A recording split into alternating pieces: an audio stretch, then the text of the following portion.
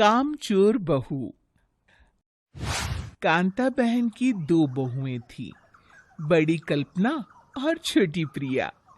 कल्पना का जैसा नाम वैसा ही काम।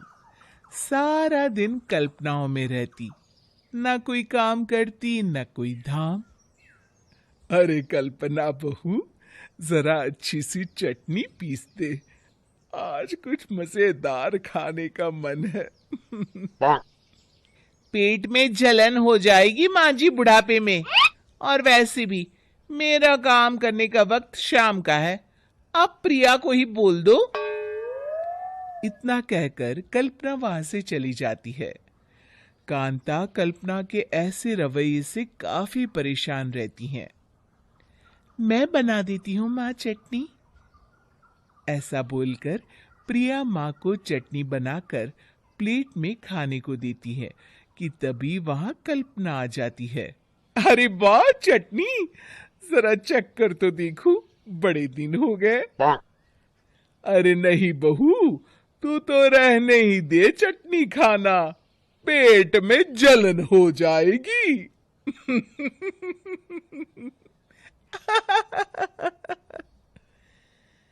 इतना कहकर कांता और प्रिया दोनों हंसने लगते हैं। कल्पना सारा दिन या तो मोबाइल में यूट्यूब देखती या फिर सोती रहती। उसका कमरा भी बिखरा और गंदा रहता।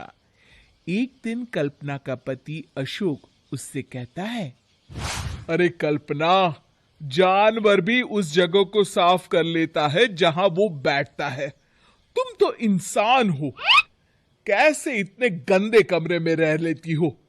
देखो, सारा सामान यहां वहां बिखरा पड़ा है। ज्यादा अपनी माँ का बोल ना बोलो। हाँ, कमरा तुम्हारा भी तो है, गंदा लग रहा है तो साफ कर लो।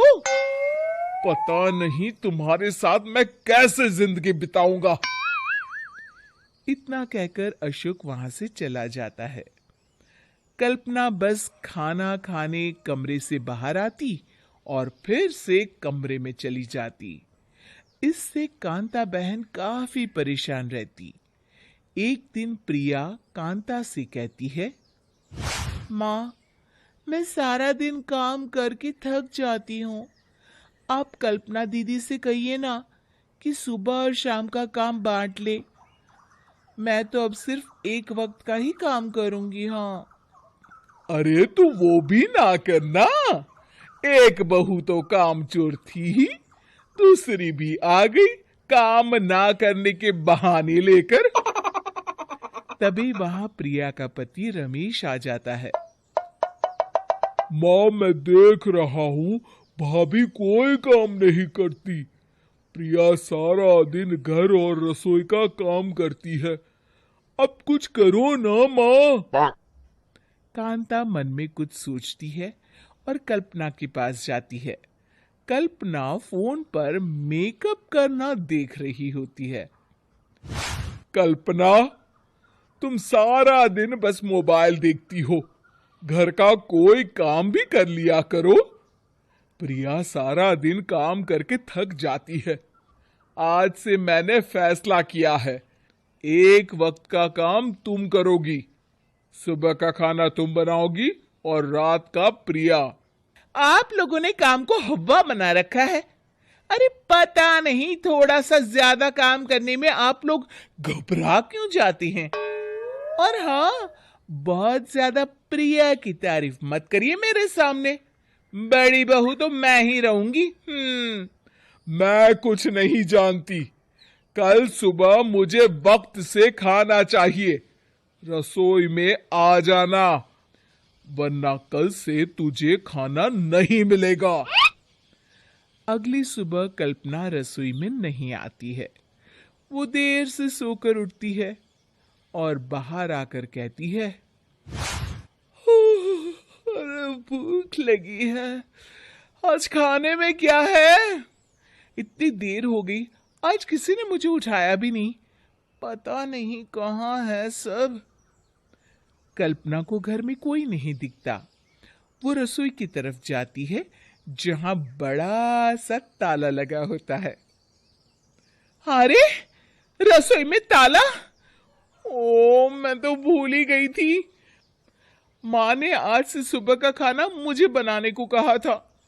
हे भगवान, इतने लोगों का खाना बनाना क्या आसान है। तभी घर के सारे सदस्य बाहर से वापस आते हैं। वाह माँ जी, मजा आ गया छोले भटूरे खाकर।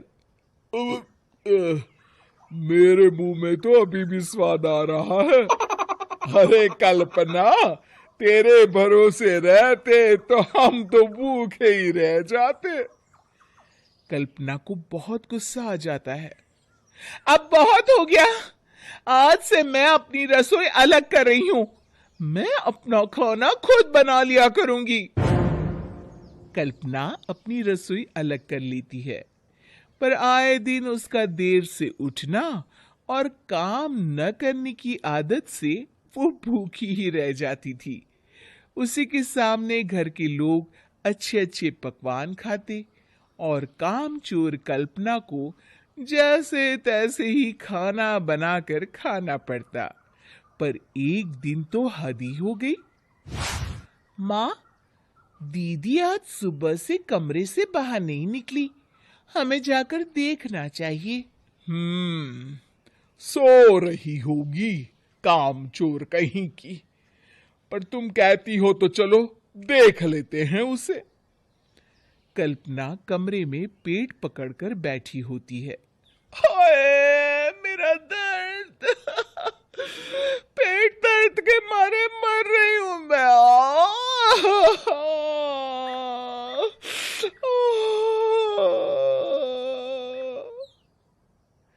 अरे दीदी, क्या हुआ?